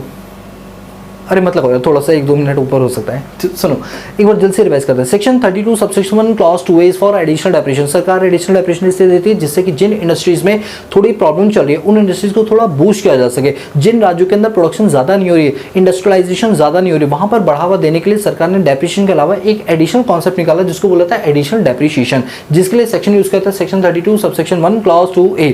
अब ये एडिशनल डेप्रिसिएशन किनको दिया था, उसके लिए एलिजिबिलिटी क्राइटेरिया क्या होती है? पहले बात तो एसएससी के अंदर क्या होना चाहिए? एक बिजनेस होना चाहिए। बिजनेस किस चीज का होना चाहिए? मैन्युफैक्चरिंग का या प्रोडक्शन हाउस का होना चाहिए जिसमें वो किसी आर्टिकल को या किसी वस्तु को बनाने का काम करेगा। दूसरा, पावर जनरेशन, पावर ट्रांसमिशन और डिस्ट्रीब्यूशन कंपनीज के लिए बोला गया कि अगर आप डब्ल्यूडीपी मेथड फॉलो करते हो तो भी आप इस एडिशनल डेप्रिसिएशन का बेनिफिट ले पाओगे।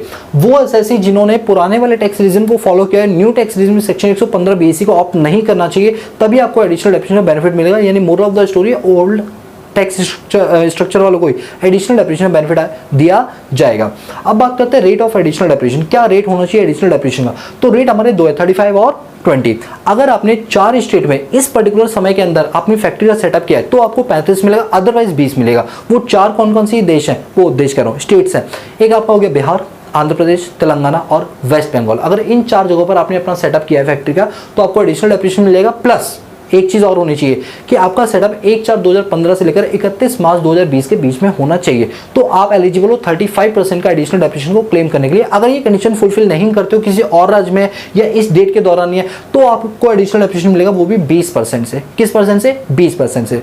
और याद रहिए सिर्फ और सिर्फ प्लांट एंड मशीनरी पर मिलेगा। ये एडिशनल डेप्रिसिएशन बेनिफिट किन किन को नहीं मिलता है? पहला point, second hand plant and machinery पर नहीं मिलता, फर्स्ट हैंड होना चाहिए। दूसरा, शिप्स और एयरक्राफ्ट पर मिलता है, क्योंकि इस पर ऑलरेडी डेप्रिसिएशन रेट बहुत ज्यादा था, इस वजह से इनको यहाँ छूट नहीं दी जाएगी। थर्ड है, कोई ऐसी प्लांट एंड मशीन जिसको अपने ऑफिस में, घर में या गेस्ट हाउस में इंस्टॉल किया हुआ है, क्योंकि बेसिकली हम फैक्ट्रीज को प्रमोट करना चाहते हो, तो फैक्ट्री में लगना जरूरी है, तभी एडिशनल डेप्रिसिएशन मिलेगा, वरना नहीं मिलेगा। फोर्थ पॉइंट, कोई ऐसा है जो रोड में ट्रांसपोर्टेशन के तौर पे आप उस व्हीकल का यूज कर रहे हो, उस पर एडिशनल डेप्रिसिएशन नहीं मिलेगा, लेकिन हाँ फॉक लिफ्टिंग ट्रक जो फैक्ट्री के अंदर है उस चीज का आपको एडिशनल डेप्रिसिएशन मिल जाएगा। और कोई ऐसी प्लांट एंड मशीनरी जिस पर आप ऑलरेडी सेक्शन 35 AD के अंदर नोटिफाइड इन्वेस्टमेंट है 100% का डेप्रिसिएशन पहले ही क्लेम कर चुके, तो अब आपको एडिशनल डेप्रिसिएशन का बेनिफिट नहीं मिलेगा। सीबीडीटी ने क्लैरिफाई किया कि जितने भी प्रिंटिंग प्रेस वाले और जो पब्लिकेशन हाउस वाले होते हैं, इनको एडिशनल डेप्रिसिएशन का बेनिफिट मिल जाएगा, क्योंकि ये कोर्ट का केस बन चुका था। इसके बाद लिखा हुआ है कि एडिशनल डेप्रिसिएशन जो है ये तभी मिलेगा जब आप सारी कंडीशनों को फुलफिल करोगे। लेकिन अगर मान लीजिए उस प्रीवियस ईयर में आपका पुट टू यूज 180 दिन से कम बना है, तो ऑब्वियस सी बात है आप इस रेट को आधा कर दोगे, तो बच्चा हुआ आधा रेट जो है वो आपको अगले साल दे दिया जाएगा। और लास्ट वाला पॉइंट वो ये कहता है, पावर जनरेशन, ट्रांसमिशन और डिस्कॉम जो कंपनीज होती है, इनको एडिशनल डेप्रिसिएशन नहीं दिया जाएगा अगर ऐसे मेथड को ये फॉलो कर रहे होंगे। समझ आया? ठीक है, बहुत ही अच्छा कॉन्सेप्ट है, बहुत ही प्यारा कॉन्सेप्ट है। इस वीडियो को अगर आप 2-2, 3-3 बार देखोगे तो ये कॉन्सेप्ट आपको अच्छे से दिमाग में चढ़ जाएगा। ठीक है, तो अभी तो हमने पूरी थ्योरी की है, अब इस पर हम कुछ क्वेश्चंस करेंगे सो दैट हमारी अंडरस्टैंडिंग ज्यादा अच्छी हो पाए। ठीक है, तो प्लीज आप एक काम करिए, इसको नोट कर लीजिए, फिर हम चलेंगे इसके क्वेश्चन की ओर। तो मैं साइड और जल्दी से इसको आप नोट कर लीजिए। चलिए अब एक क्वेश्चन करेंगे सो दैट जो एडिशनल डेप्रिसिएशन वाला हमारा कॉन्सेप्ट है ना वो और भी ज्यादा क्लियर हो जाएगा। ठीक है, तो पहली बात तो एक छोटी सी रिवीजन करवा दूं। एडिशनल डेप्रिसिएशन का जो कॉन्सेप्ट है वो सेक्शन 32 सबसेक्शन 1 क्लॉज 2A में दिया गया है। ठीक है, एलिजिबल कैंडिडेट कौन कौन से होते हैं? वो ऐसे जो मैन्युफैक्चरिंग यूनिट में लगे हुए, उनकी कोई फैक्ट्री वगैरह है, या फिर कोई पावर डिस्ट्रीब्यूशन जनरेशन वाली जो प्लांट है उनको मिल जाएगा। अगर वो SLM फॉलो नहीं करे होंगे तो कितना मिलेगा? 35 और या फिर 20%। ठीक है, आप क्वेश्चन पढ़ना और जो मैंने पॉइंट्स बोले ना उन पे ज्यादा ध्यान देना। ठीक है, तो चलिए, तो आज की क्लास का ICAI मॉड्यूल का क्वेश्चन नंबर 1 ये रहा। देखिए लिखा हुआ, मिस्टर एक्स एक प्रोप्राइटर है, एंगेज करा है वो मैन्युफैक्चरिंग बिजनेस में। पॉइंट क्लिक करो, manufacturing business. It means it might be possible कि इसको एडिशनल डेप्रिसिएशन हमें देना पड़ जाए, बट अभी भावुक मत हो, और भी पढ़ो, पता चले वो मोटर व्हीकल की बात कर दे जो कि एलिजिबल ही नहीं है ना, तो पूरा पढ़ो क्वेश्चन। तो इसमें लिखा हुआ है कि मिस्टर एक्स एक प्रोप्राइटर है जो कि इंगेज करा है एक मैन्युफैक्चरिंग बिजनेस में, फर्निश द फॉलोइंग पर्टिकुलर। उसने ये अपने पर्टिकुलर्स आपको दे रखे हैं। क्या है पर्टिकुलर में? Opening balance of plant and machinery as on 1/4/2023, ये ओपनिंग WDV आपको दे रखा है, और कितना ये 30 लाख आपको दे रखा है। फिर ड्यूरिंग द इन्होंने न्यू प्लांट एंड मशीनरी को परचेज किया जिसका पुट टू यूज 8/6/2023 को है। 8/6/2023 को उन्होंने यूज करना शुरू किया है, जो कि है 20 लाख रुपीस की। ठीक है, इसके बाद थर्ड है new plant and machinery acquire and put to use on 15/12/2023, यानी एक्वायर भी तभी किया और पुट टू यूज भी उसने तभी किया 15/12/2023 को, वो भी कितने रुपए का? 8 लाख रुपए का। फिर लिखा हुआ है computer acquire and install in office premises on 2/1/2024। ठीक है, कंप्यूटर को एक्वायर किया गया और इंस्टॉल किया गया वो भी ऑफिस में 2/1/2024 को, कितने रुपए का? 3 लाख रुपए का। ठीक है, नोटिस करो, पहले नीचे और पढ़ लो। लिखा हुआ है compute the amount of depreciation and additional depreciation for the assessment year 2024-25। ठीक है भैया, हमें डेप्रिसिएशन निकालना है 24 और 25 का। Mister x has exercise the option shifting out default tax provided under section 115 BAC clause 1A, यानी ये ओल्ड टैक्स रिजिम को फॉलो कर रहा है, न्यू टैक्स रिजिम को फॉलो नहीं कर रहा है। फिर लिखा हुआ है एज्यूम करो कि उसके सारे एसेट्स जो उसने परचेज किए वो अकाउंट पे ही चेक से किए। दोस्तों ये लाइन पता है क्या बताती है? आगे पढ़ेंगे कि कुछ खर्चे ऐसे हैं जो एक लिमिट से ज्यादा अगर आप कैश में करते हो तो वो डिसअलाउड हो जाते हैं, मतलब आप उन पर कोई डेप्रिसिएशन या पेन अकाउंट में आप उनको डेबिट नहीं कर सकते हो। इसीलिए पेमेंट करने के लिए कैश मोड नहीं बैंकिंग मोड अच्छा होता है। इसीलिए क्वेश्चन में बार बार वो कह रहे हैं कि चेक से पेमेंट हुई है या बैंकिंग से पेमेंट हुई है, क्योंकि बैंक वाले खर्चे अलाउ किए जाते हैं इनकम टैक्स के अंदर, ये रीजन है। ठीक है, बाकी आगे डिटेल में पढ़ेंगे। ठीक है, तो ये आपके सामने क्वेश्चन है। अब मेरा क्वेश्चन आप लोगों से, सभी लोग क्वेश्चन स्क्रीन पे देख पा रहे हो ना? मेरा क्वेश्चन आप लोगों से ये है कि आप मुझे पहले ये बताइए, क्या इसको नॉर्मल डेप्रिसिएशन मिलेगा? अरे सर कैसी बात कर रहे हैं, नॉर्मल डेप्रिसिएशन तो वैसे ही मिलेगा 32 वाला। चलो सॉरी, अब ये बताइए क्या इसको एडिशनल डेप्रिसिएशन मिलेगा? सर कंडीशन चेक करें पहले। हाँ बिल्कुल करो। चलो पहले बताओ, ये मिस्टर एक्स किस में एंगेज है? सर ये तो मैन्युफैक्चरिंग में। पॉइंट नंबर 1 तो हमारा क्लियर हो गया, मैन्युफैक्चरिंग यूनिट में, यानी ग्रीन टिक कर दो। ठीक है सर, ग्रीन टिक कर दिया मन ही मन में।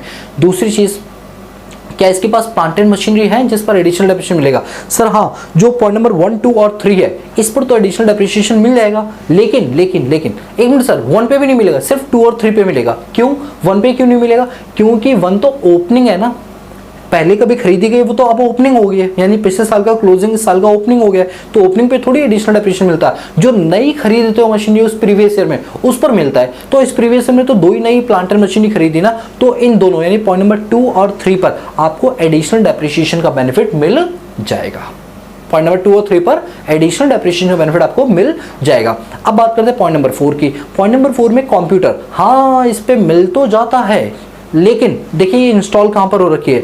ये तो सर ऑफिस में लगा दिया, तो भैया ऑफिस पे नहीं मिलेगा। हम ऑफिस को थोड़ी प्रमोट कर रहे हैं, हम फैक्ट्रीज को प्रमोट कर रहे हैं। अगर यही कंप्यूटर लैपटॉप अगर आपका फैक्ट्री में लगा होता तो आप एलिजिबल हो जाते एडिशनल डेप्रिसिएशन के लिए। यानी कि पॉइंट नंबर 1, 2, 3 एंड 4 इन चारों पे नॉर्मल डेप्रिसिएशन 32 वाला तो मिल जाएगा, लेकिन पॉइंट नंबर 2 और पॉइंट नंबर 3 सिर्फ इन दो पर, पॉइंट नंबर 2 पॉइंट नंबर 3 पर ही एडिशनल डेप्रिसिएशन मिलेगा, बाकी और किसी पर नहीं मिलेगा। जानते हो इतना आपने टाइम लगाया तो अब आपकी देखो अंडरस्टैंडिंग बढ़ी ना, पहले से ज़्यादा बढ़ी? बिल्कुल, यस सर बिल्कुल बढ़ी। इसीलिए कहता हूँ जैसा मैं बताता हूँ उसी तरीके से चलो, हर दिन वीडियो देखो, एक देखो, ताकि कंटिन्यूटी बनी रहे और इनकम टैक्स आपकी अच्छी कंप्लीट हो जाए। ठीक है, तो चलो अब हम इसका सोल्यूशन करेंगे। ठीक है, तो यहां पर हम लिखेंगे computation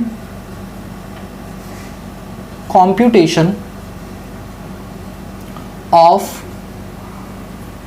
depreciation under section 32 and additional depreciation under section 32 sub section 1 clause 2A। ठीक है, ये हमें निकालना है। ये लीजिए, ये हमें अपने पास कंप्यूट करना है। चलो कंप्यूट करते हैं। सबसे पहले तो हमें ना क्लोजिंग WDV निकालना पड़ेगा, तो वो फॉर्मेट बनाते हैं प्रॉपर। ठीक है, तो फॉर्मेट देखिए क्या था। फॉर्मेट था आपका ओपनिंग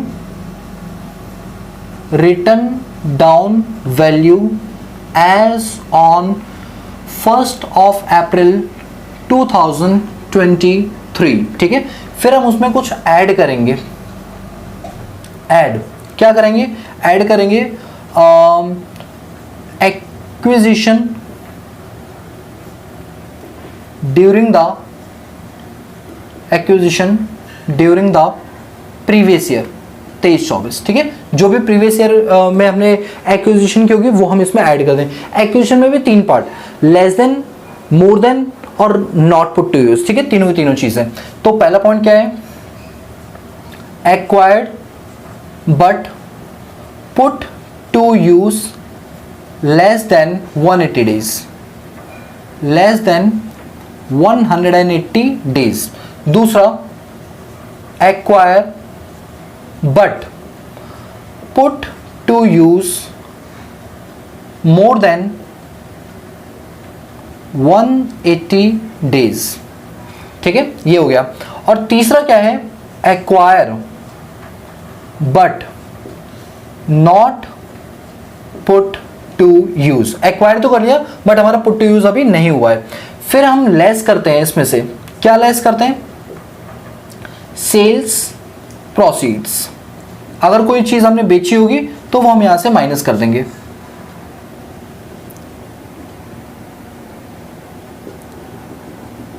इसके बाद हमारे पास क्या रहेगा? Closing written down value on which depreciation is to be charged।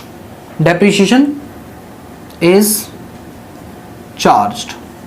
ठीक है, अभी हमारे पास जो एसेट्स हैं वो 2 हैं। कौन कौन सी? एक तो प्लांट एंड मशीनरी और एक कंप्यूटर है, तो हम दोनों के बारे में लिखेंगे। तो यहां पर लिखते हैं प्लांट एंड मशीनरी और इधर लिख देते हैं हम कंप्यूटर के बारे में। ठीक है, चलिए अब आप क्वेश्चन को पढ़िए मेरे साथ साथ।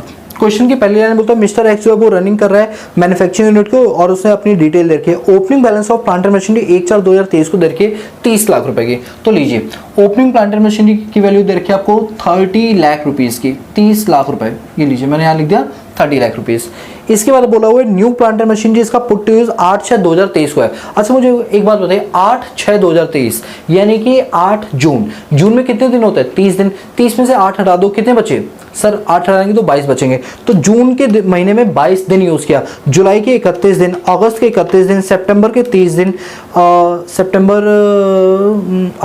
अक्टूबर के 31 दिन, नवंबर के 30 दिन, दिसंबर के 31 दिन, जनवरी के 31 दिन, फरवरी के 29 दिन, क्योंकि लीप ईयर आता है 2024 में इसलिए 29 बोला, और मार्च के 31 दिन। 297 यानी 180 दिन से ज्यादा का पुट टू यूज है। तो यानी 20 लाख को मैं मोर देन वाले में लिखूंगा। तो मोर देन वाला ये आ गया आपका 20 लाख रुपए। ये लीजिए 20 लाख रुपीस। इसके बाद और क्या दे रखा है? फिर आपको new plant and machinery acquired and put to use 15/12/2023। अब आप मुझे बताइए 15 दिसंबर को, दिसंबर में 31 दिन होते हैं, उसमें से 15 माइनस कर दोगे तो कितना बचा आपका? 15 दिन बचा।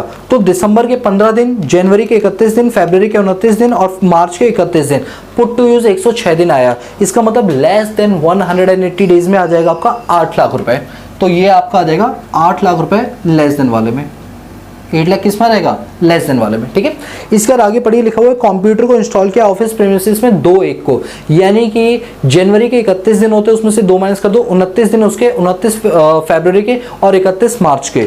तो ये आपका आ गया 29 जनवरी के, 29 फरवरी के और 31 मार्च के, 89 days. 89 days is less than 180 days. तो ये 3 लाख कंप्यूटर किस में रहेगा? लेस देन वाले में। लेस देन वाले में 3 लाख है। और कंप्यूटर की ओपनिंग वैल्यू आपको देनी रखी है निल है, ये चीज डैश है, सेल्स कुछ है ही नहीं, ये लो डैश डैश कर दिया। तो हमारे पास क्लोजिंग वैल्यू आ गई कितनी? ये आ गई आपकी 40 लाख रुपए। प्लांट एंड मशीनरी की कितनी है? 40 लाख। और कंप्यूटर की कितनी है? 3 लाख। कंप्यूटर की कितनी है? 3 लाख है।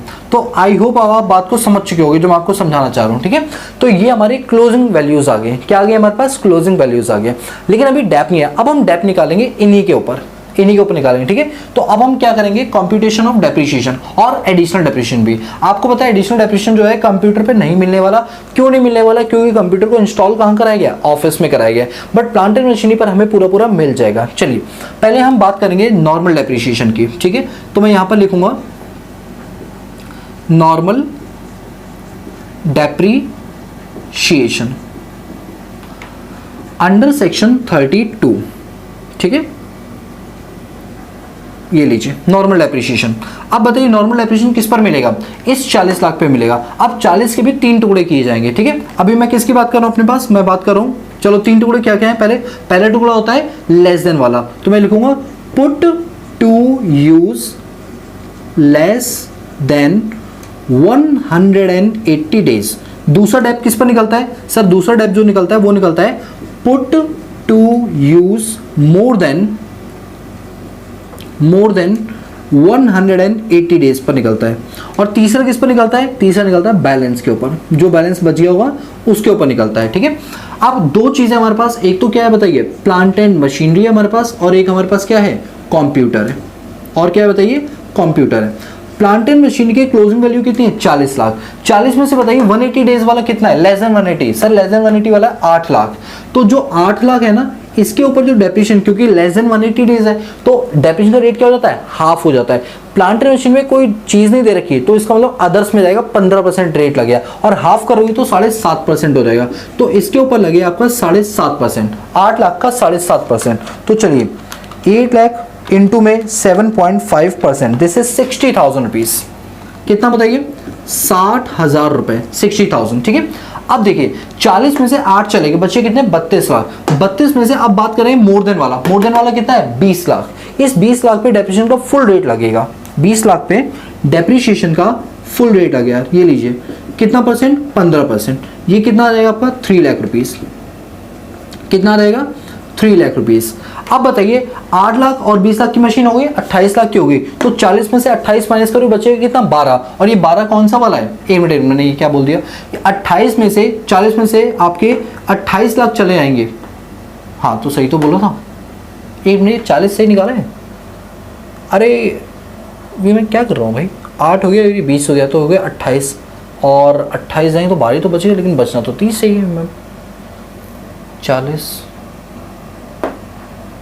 ओहो यही तो गलती हो रही थी, अब समझ में आया गलती क्या हो रही थी। ये तो 28 हो जाएगा ना, तो भाई ये 40 थोड़ी बचेगा, यही गलती हो रही थी। मैं बार बार फंस रहा था, और वही सोचूं मैं कैसे फंस सकता हूँ भाई। क्यों सर आप नहीं फंस सकते? फंस सकते हैं, बट कुछ चांसेस कम होते हैं, ठीक है। अब सही हो गया, बच गए, वरना आप तो अभी कमेंट में कर देते सर आप गलत हो गए, ठीक है। आओ इधर, चलिए 58 लाख है, तो 58 लाख में से 8 और 6 20 हो गए, 28 बचे। तो अब बताइए 58 में से 28 जाएंगे तो कितना बचेगा? 30 लाख। और ये 30 लाख कौन सा है? ओपनिंग वाला है। तो 30 लाख जो ओपनिंग का बचा है, इस पर क्या लगेगा? Full depreciation. कितना %? 15। कितना आ गया? 4.5 लाख। तो टोटल डेप कितना हो गया नॉर्मल वाला? आप देखिए 60,000 प्लस 3 लाख प्लस 4.5 लाख, ठीक है। इन सबको प्लस कर दीजिए। मैं टिक हटा दूं अभी थोड़ी देर के लिए, ये लो टिक अभी हटा रहा हूँ, इन 3 की बात कर रहा हूँ, ठीक है। 60,000 plus 3 lakh plus 4.5 lakh, this is 8,10,000, 8,10,000 रुपये, ठीक है। बात करते हैं कंप्यूटर की।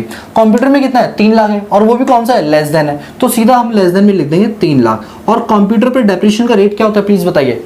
40%। हाफ कर दो, कितना आ जाएगा? 20। कितना रहेगा ये? 60,000। बाकी ये सब नील रहेगा, तो कंप्यूटर पे कितना आ गया? 60,000। ये वाला जो हमने डेप निकाला ये क्या है? आपका नॉर्मल डेप्रिसिएशन है। तो this is your depreciation under section 32। ये आपका 32 के हिसाब से निकल गया डेप्रिसिएशन, ठीक है। अब क्या है? अब हमें वर्किंग नोट बनाना है एडिशनल डेप्रिसिएशन का, ठीक है। तो ये तो आपका ये लीजिए नॉर्मल डेप्रिसिएशन हो गया। अब इसके बाद अगला क्या बनेगा हमारा? एडिशनल डेप्रिसिएशन का कॉन्सेप्ट, ठीक है। लीजिए एडिशनल डेप्रिसिएशन, ठीक है। ये आपका बन गया additional depreciation under section 32 sub section 1 clause 2A। मुझे बताइए एडिशनल डेप्रिसिएशन किस पर मिलेगा? जो ड्यूरिंग द ईयर परचेज किए हमने, during the year 2 item purchase किया तो कंप्यूटर भी है, बट कंप्यूटर पे नहीं मिलेगा क्योंकि ऑफिस में इंस्टॉल हो गई है। सिर्फ इन दोनों पर मिलेगा। सिर्फ किस पर मिलेगा? 8 लाख और 2 लाख वाली पर मिलेगा।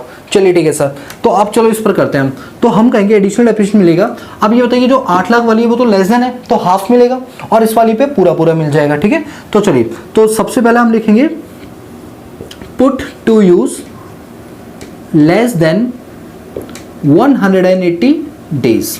कितना है बताइए? 8 लाख।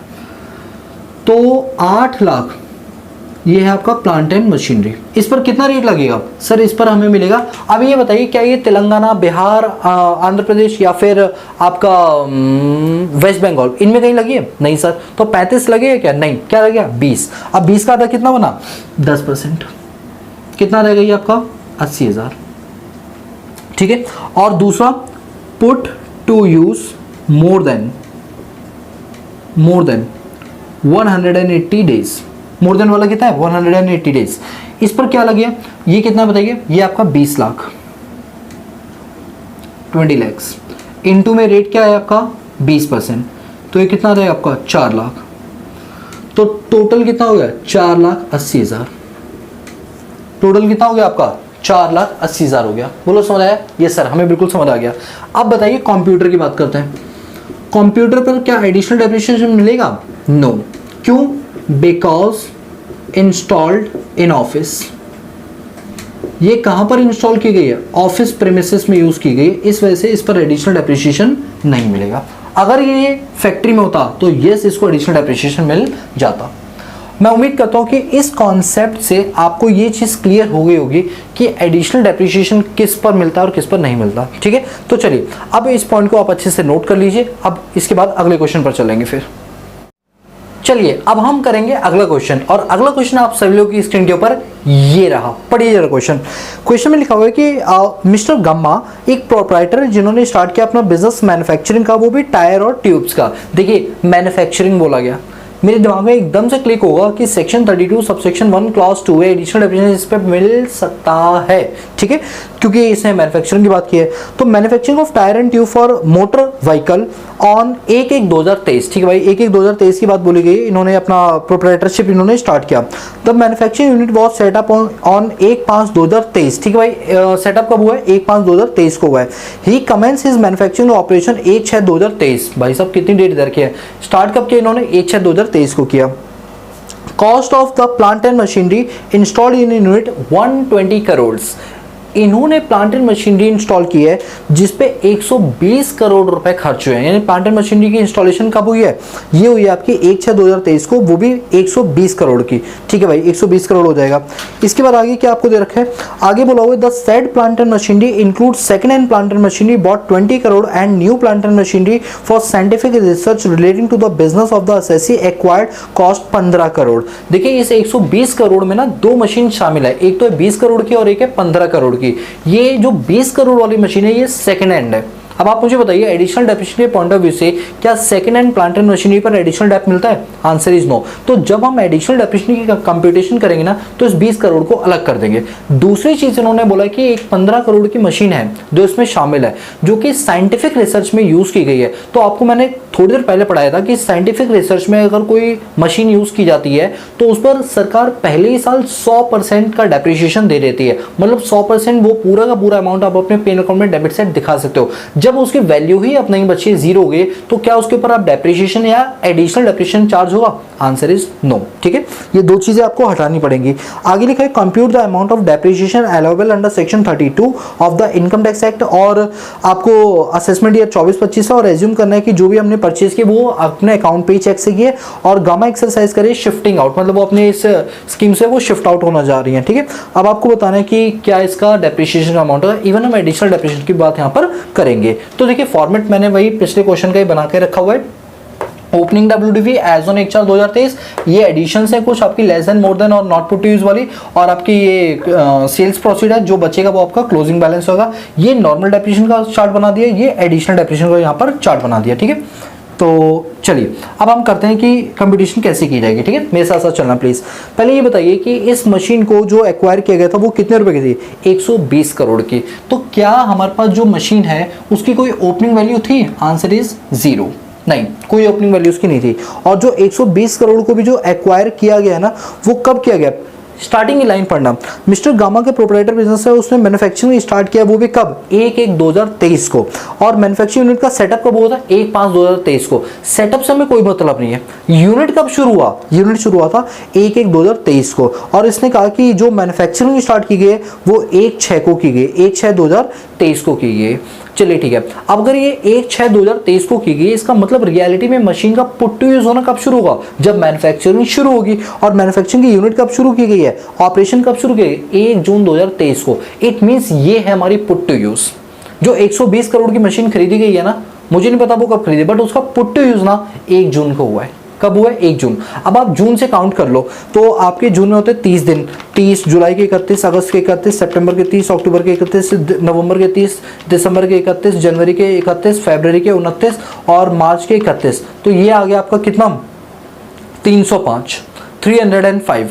और ये जो 305 है ये 180 दिन से ज़्यादा है, इसका मतलब इस पर फुल डेप्रिसिएशन मिलेगा। तो 120 करोड़ में जो लिखने वाला हूँ वो मोर देन वाले कॉलम में लिखूंगा, ये डैश आ जाएगा। पास कितना? 120। लेकिन जानते हो क्या होगा दोस्तों, 120 करोड़ में ना दो पॉइंट थे। एक तो था कि इसमें हमारे पास दो चीजें 20 करोड़ और 15 करोड़। 20 करोड़ की तो second hand plant and machinery है। तो दोस्तों second hand plant and machinery, but जब हम नॉर्मल डेप्रिसिएशन निकालेंगे तब तो उसको कंसीडर किया जाएगा ना। यस सर, कंसीडर किया जाएगा। लेकिन जो 15 करोड़ की जो मशीन है दोस्तों, उसके ऊपर जब हम डेप निकालेंगे तो नहीं निकालेंगे 15 करोड़ पे। क्यों? क्योंकि साइंटिफिक रिसर्च में आपको 100% डेप मिल चुका है। तो क्या उस पर नॉर्मल डेप मिलेगा? नो दोस्तों, नो। एडिशनल दूर के बाद नॉर्मल भी नहीं मिलेगा उस पे। तो मुझे इस 120 करोड़ में 15 करोड़ को माइनस करना पड़ेगा। तो हमारे पास कैलकुलेशन कितनी आ जाएगी? 105 करोड़ की। कितने की आ जाएगी? 105 करोड़ की। Are you getting my point? 120 में से 15 को हटा दिया। सर क्यों हटा दिया? दोबारा बताओ। क्योंकि साइंटिफिक रिसर्च में इस पर 100% डेप्रिसिएशन आपको मिल जाती है। अब जिस पर 100% मिल जाती है तो क्या नॉर्मल मिलेगी उसके ऊपर, क्योंकि उसकी वैल्यू तो ऑलरेडी 0 हो चुकी है, तो नॉर्मल क्या है, एडिशनल भी नहीं मिलेगी उसके ऊपर। आप बात समझ रहे हैं? तो 105 आ जाएगा। बाकी नॉट पुट टू यूज ऐसा कुछ है नहीं, सेल्स प्रोसीड वगैरह कुछ है नहीं, तो यानी हमारी जो क्लोजिंग वैल्यू आ गई दैट इज ₹105 करोड़। इस पर हम क्या चार्ज करेंगे, अपना डेप्रिसिएशन। अब बात करते हैं नॉर्मल डेप्रिसिएशन अंडर सेक्शन 32। तो put to use less than 180 days, put to use more than 180 days और बैलेंस। अब इस क्वेश्चन में लेस देन तो था ही नहीं, तो लेस देन वाला पॉइंट हो जाएगा हमारा नील। अब जो मोर देन वाला 180 डेज है, तो अब हम लगा देते हैं 105 करोड़ के ऊपर क्या रेट लग गया, मशीन का रेट होता है आपका, अगर कुछ ना गिवन हो तो 15%। अब क्योंकि फुल लगाना है तो 15 कर दो, 15% कर दो, तो 105 करोड़ का 15%, दिस इज 15.75। एक बार फिर से करके देख लो, मुझे थोड़ा सा डाउट हो रहा है। 105 इंटू में 15%, यस 15.75 आ गया। इसका मतलब है 15.75 करोड़, ठीक है, ये आपका डेप्रिसिएशन आ गया। ठीक है, यानी कि 15.75 लाख रुपए, एक तरह से 15 करोड़ 75 लाख रुपए हो गया। ये आपका क्या आ गया, डेप्रिसिएशन आ गया। ठीक है, कोई डाउट आता है? नहीं सर कोई डाउट नहीं है। अब बात करते हैं, यानी ये जो डेप्रिसिएशन सेक्शन 32 वाला है दिस इज 15.75 CR। अब बात करते हैं एडिशनल डेप्रिसिएशन की। अब देखिए एडिशनल डेप्रिसिएशन किस पर लगेगा, किस वाली पर लगेगा। अब ध्यान देना 105 पे नहीं लगी है दोस्तों, क्योंकि 105 में सेकंड हैंड भी जुड़ी हुई है। कितना है वो सेकंड हैंड, सर वो है 20 करोड़। तो अब मैं 105 में से ना 105 में से 20 को भी माइनस करूंगा, सिर्फ 85 करोड़ वाली पर, 85 करोड़ पर ही एडिशनल डेप्रिसिएशन मिलेगा। दोनों हटा दी, साइंटिफिक रिसर्च वाली पर भी एडिशनल नहीं मिलता और सेकंड हैंड पर भी नहीं मिलता। तो 120 में से 15 और 20 दोनों माइनस कर दो, तो ये बचा 85 करोड़, जो कि क्या है हमारी मोर देन। तो मोर देन वाली में हम लिखेंगे 85 करोड़ इनटू में, और एडिशनल डेप्रिसिएशन का रेट क्या है 20%, क्योंकि जब तेलंगाना वगैरह नहीं देखा तो हम 20 लगाएं, तो 85 का 20% निकाला, दिस इज 17 करोड़। तो 17 करोड़ का क्या आ गया आपका एडिशनल डेप्रिसिएशन आ गया। आई होप गाइस कि आप समझ गए होंगे कि एडिशनल डेप्रिसिएशन का कॉन्सेप्ट क्या होता है, क्योंकि इस एग्जांपल में बहुत ही रिफाइन तरीके से ये चीजें दे रखी थी। बताइए यहां तक आपको कोई डाउट? मैं उम्मीद करता हूं यहां तक कोई डाउट नहीं होगा। ठीक है, चलिए सो guys that's all about this video lecture series. और जो भी यहां पर चीजें दे रखी हैं ये सारी की सारी चीजें हम आपको नोट्स में प्रेजेंट करेंगे। नोट्स के लिए आपको हमारे टेलीग्राम चैनल प्रोडेक्स अड्डा को चूज करना पड़ेगा, जो कि लिंक मैंने डिस्क्रिप्शन बॉक्स में दे रखा है। So guys that's all about this video lecture series. So guys if you like the video give a big thumbs up and subscribe the channel and press the bell icon so that you notify all the time when I post new video on this YouTube channel. बाकी मिलते हैं next class में, तब तक के लिए peace out.